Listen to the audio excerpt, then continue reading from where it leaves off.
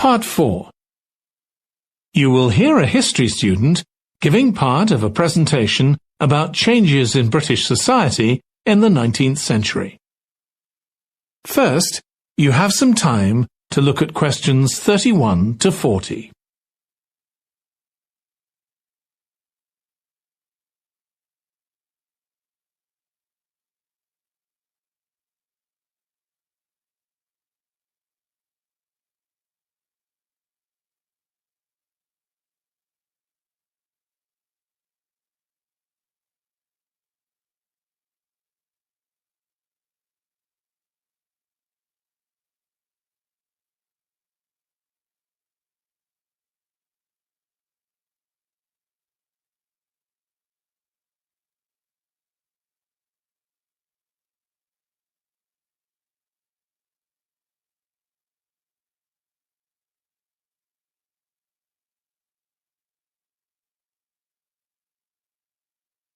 Now listen carefully and answer questions 31 to 40. Hi everyone. In this session, I'll be presenting my research about the social history of Britain during the Industrial Revolution. I particularly looked at how ordinary lives were affected by changes that happened at that time.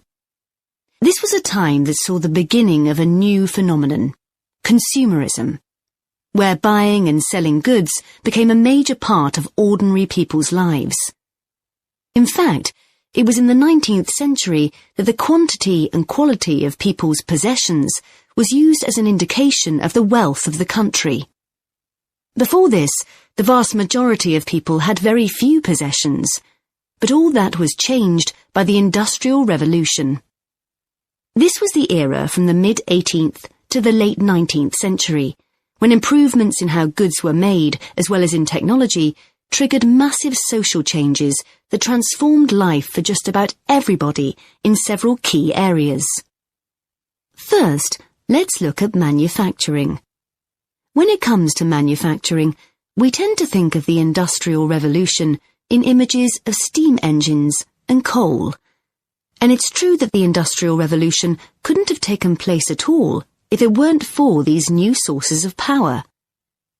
They marked an important shift away from the traditional watermills and windmills that had dominated before this. The most advanced industry for much of the 19th century was textiles. This meant that fashionable fabrics and lace and ribbons were made available to everyone. Before the Industrial Revolution, most people made goods to sell in small workshops, often in their own homes. But enormous new machines were now being created that could produce the goods faster and on a larger scale, and these required a lot more space. So large factories were built, replacing the workshops and forcing workers to travel to work. In fact, large numbers of people migrated from villages into towns as a result.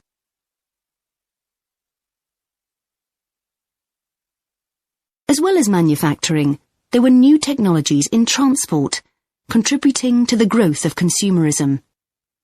The horse-drawn stagecoaches and carts of the 18th century, which carried very few people and goods and travelled slowly along poorly surfaced roads, were gradually replaced by the numerous canals that were constructed.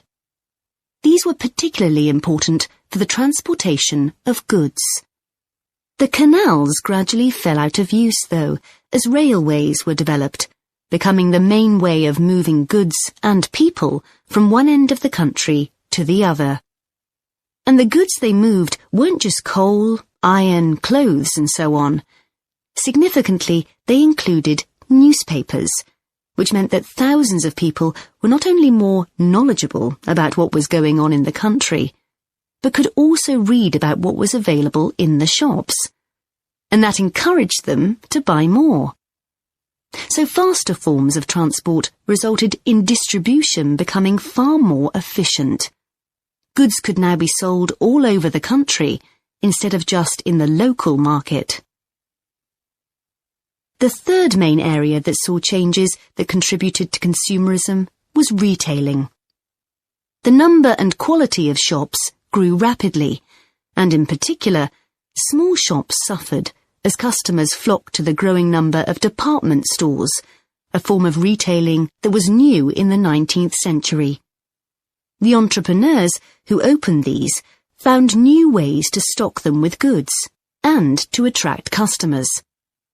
For instance, improved lighting inside greatly increased the visibility of the goods for sale. Another development that made goods more visible from outside resulted from the use of plate glass, which made it possible for windows to be much larger than previously.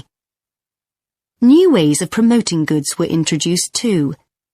Previously, the focus had been on informing potential customers about the availability of goods. Now, there was an explosion in advertising trying to persuade people to go shopping. Flanders claims that one of the great effects of the Industrial Revolution was that it created choice. All sorts of things that had previously been luxuries, from sugar to cutlery, became conveniences, and before long they turned into necessities. Life without sugar or cutlery was unimaginable, rather like mobile phones these days. That is the end of part 4. You now have 1 minute to check your answers to part 4.